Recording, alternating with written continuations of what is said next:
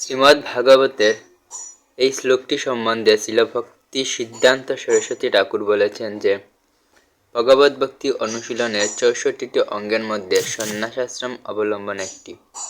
যারা এই সন্ন্যাস আশ্রম গ্রহণ করেন তাদের মুকুন্দের সেবার ফলে সংসার থেকে উদ্ধার হয়।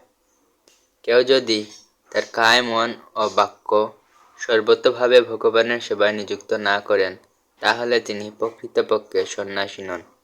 এটি কেবল পোশাক পরিবর্তন একটি। ভগবদ্গীতায় বলা হয়েছে, অনাশ্রিত কর্মফলম কার্যম কর্ম করতি চ সন্ন্যাসী চ যোগী চ।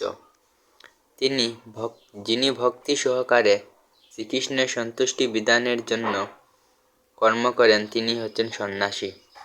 পোশাকে নয়, কৃষ্ণ সেবায় ঐকান্তিক ভাবটি হচ্ছে সন্ন্যাস। পরা আত্মনিষ্ঠা মানে হচ্ছে শ্রীকৃষ্ণের ভক্ত হওয়া। পরাত্ম হচ্ছে পরমেশ্বর ভগবান শ্রীকৃষ্ণ, ঈশ্বর পরম কৃষ্ণ সচ্চিদানন্দ বিগ্রহ।